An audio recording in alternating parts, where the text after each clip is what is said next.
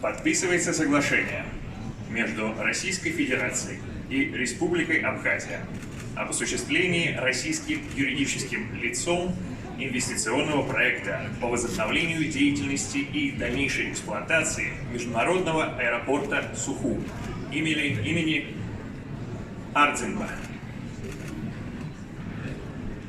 Соглашение разработано Министерством экономического развития Российской Федерации относительно нормативно-правового обеспечения мероприятий по реконструкции аэропорта Богушара, город Сухум, в целях восстановления авиасообщения между Российской Федерацией и Республикой Абхазия.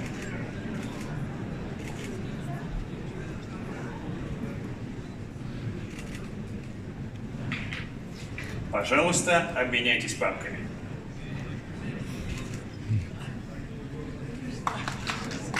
Поздравляем участников с подписанием соглашения.